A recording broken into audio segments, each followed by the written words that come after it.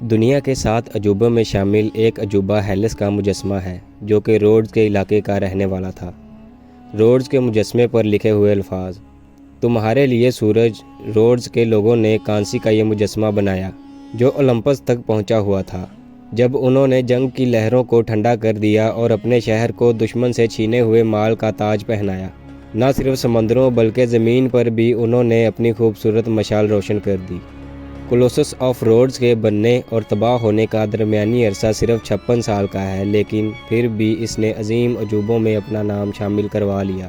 یہ مجسمہ بحیرہ روم میں میڈیٹرینین سی کے جزیرے روڈز کی بندرگاہ کے انٹرنس پر واقع تھا، جو علاقہ یونان میں تھا۔ 478 قبل مسیح سے یہ علاقہ ایرانیوں کے زیر قبضہ تھا، مگر 332 قبل مسیح میں اسے سکندر اعظم نے ایرانیوں سے چھین لیا۔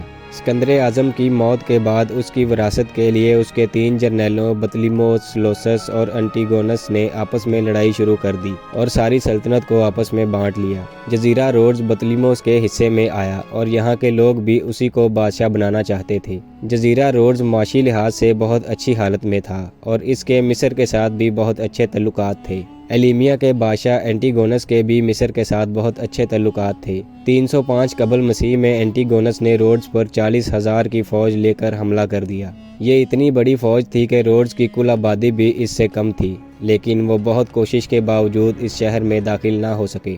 304 قبل مسیح میں جب دونوں کے درمیان امن معاہدہ ہوا تو اینٹیگونس بھاری تعداد میں اپنا فوجی ساز و سامان پیچھے چھوڑ گئے۔ اپنی فتح کا جشن روڈز کے لوگوں نے یوں منایا کہ اس ساز و سامان کو بیچ کر اس سے حاصل ہونے والے پیسے سے انہوں نے اپنے سورج دیوتا کے بیٹے کا مجسمہ بنایا۔ زیادہ تر رائٹرز کے مطابق 280 سے 292 قبل مسیح میں اس مجسمے کو تعمیر کیا گیا۔ اس کی تعمیر میں 12 سال لگے تھے۔ اس کی دونوں ٹانگیں الگ الگ چٹانوں پر تھیں اور اس کے نیچے سے بڑے بڑے بحری جہاز گزرتے تھے۔ آج کے انجینئرز کے مطابق اس دور میں ایسا ماسٹر پیس بنانا ناممکن تھا۔ اس عالی شان مجسمے کو بنانے والے کا نام چارلس لنڈوز تھا، جو ایک جنگجو بھی تھا اور مجسمہ سازی کا بھی علم جانتا تھا۔ وہ اپنے وطن کے لیے لڑا بھی اور اپنی فتح کا جشن منانے میں بھی سب سے آگے رہا۔ ناظرین، یہ مجسمہ بنانے والا زیوس کا 60 فٹ اونچا مجسمہ بنانے والے فیڈیاس کا شاگرد تھا۔ چارلس نے پہلے 3 فٹ کا سیمپل مجسمہ تیار کیا اور پھر اسے اصل جگہ پر بنایا گیا۔ ناظرین، چارلس اس مجسمے کو کمپلیٹ ہوتا ہوا نہیں دیکھ سکا اور اس نے خودکشی کر لی۔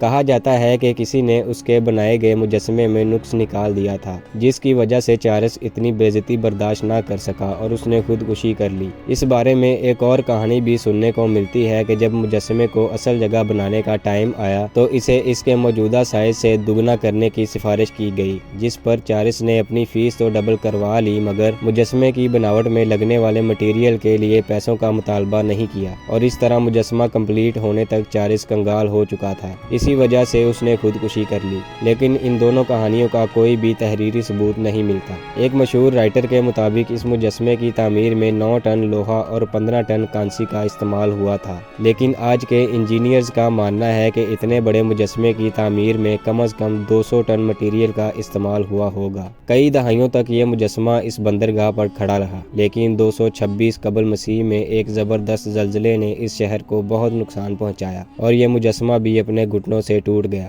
10 صدیوں تک یہ مجسمہ تباہ شدہ حالت میں موجود رہا اور آخر 654 عیسوی میں جب عربوں نے اس شہر پر قبضہ کیا تو انہوں نے اس مجسمے کو توڑ کر شام کے یہودیوں کے ہاتھ فروخت کر دیا۔ کہا جاتا ہے کہ اس مجسمے کے ٹکڑوں کو 900 اونٹوں پر شام لایا گیا تھا۔ اس مجسمے کی بنیاد سفید سنگ مرمر سے بنائی گئی تھی۔ لوہے اور پتھر کے ڈھانچے پر کانسی کی چادریں لگا کر یہ مجسمہ تیار کیا گیا۔ جب یہ مجسمہ تیار ہوا تو اس کی اونچائی 110 فٹ تھی۔ دنیا کے 7 عجائبات میں شمار ہونے والے اس عجوبے کے بارے میں آپ کی کیا رائے ہے؟ مجھے کمنٹ سیکشن میں ضرور بتائیے گا۔ اب بات کرتے ہیں لائٹ ہاؤس آف الیگزینڈریا کے بارے میں۔ اسکندریہ مصر کا سب سے بڑا شہر ہونے کے ساتھ ساتھ اس کی سب سے بڑی بندرگاہ بھی تھا۔ یہ مصر میں بحیرہ روم کے کنارے پر واقع ایک تاریخی اور ثقافتی اہمیت کا حامل شہر ہے۔ دنیا کو قدرتی گیس اور تیل کی ترسیل یہیں سے ہوتی ہے۔ اسے بحیرہ روم کی مرکزی بندرگاہ کا درجہ بھی حاصل تھا، جس کی بدولت اسے خوب ترقی حاصل ہوئی اور جلد ہی یہ دنیا دنیا کا اہم ترین تجارتی شہر بن گیا۔ یونانی روایات کے مطابق اسکندریہ شہر 332 قبل مسیح میں اسکندر اعظم نے بنایا تھا۔ دنیا بھر کے لوگ یہاں سیر و سیاحت کے لیے آنا چاہتے تھے، مگر اس بندرگاہ کے قریب گندا پانی اور زیر آب چٹانیں بڑی رکاوٹ تھیں۔ اس مسئلے کو حل کرنے کے لیے ساتھ ساتھ ایسے مینار بنوائے گئے جو اس شہر کی پہچان کے علاوہ بحری جہازوں کے لیے سمت کی تعین میں مددگار ثابت ہو سکیں۔ روشنی پھیلانے کی وجہ سے اسے روشن مینار یعنی لائٹ ہاؤس کا نام دیا گیا۔ اس کی اونچائی 350 فٹ تھی۔ مینار پر یہ الفاظ لکھے ہوئے تھے: ٹریٹس، جو کہ ڈیسیفینس کا بیٹا تھا، نے یہ عمارت ان کے لیے بنائی ہے جو سمندروں میں سفر کرتے ہیں۔ اسے اسکندریہ کی بندرگاہ کے گیٹ کے قریب جزیرہ فارس کے مشرق میں بنایا گیا تھا۔ قدیم دنیا کے 7 عجوبوں میں یہ واحد عجوبہ تھا جو کہ نہ صرف اپنی خوبصورتی اور بناوٹ کی وجہ سے مشہور تھا بلکہ اس کا فائدہ عام لوگوں کو بھی تھا۔ اسکندریہ شہر اور اس کے جزیرے کے درمیان صرف ایک نہر تھی اور اس شہر میں آنے والے بحری جہازوں کو بڑی مشکل کا سامنا کرنا پڑتا تھا۔ 290 قبل مسیح میں اس مینار کی تعمیر شروع ہوئی۔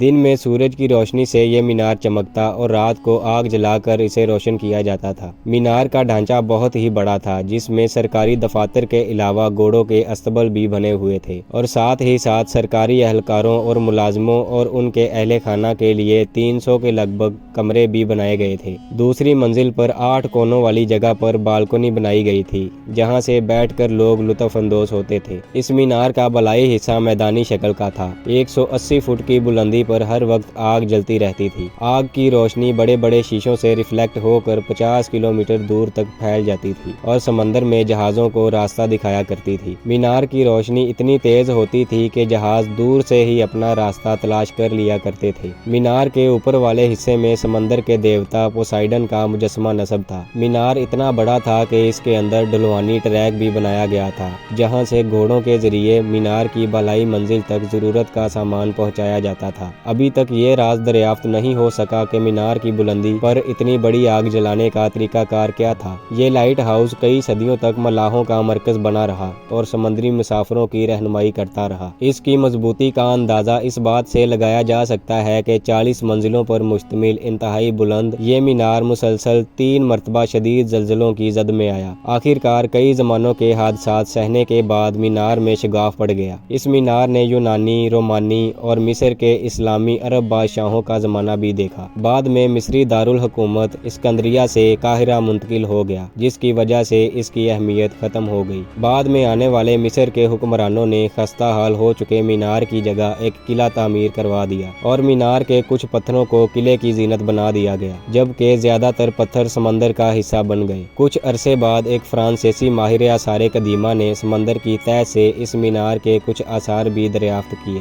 ناظرین، ان دونوں عجائبات کے بارے میں آپ کی کیا رائے ہے مجھے کمنٹ سیکشن میں ضرور بتائیے گا۔ امید ہے گلوبل ٹی وی کی یہ ویڈیو بھی آپ کو پسند آئی ہوگی۔ بھرپور لائک اور شیئر کریں۔ شکریہ۔ ملتے ہیں اگلی ویڈیو میں۔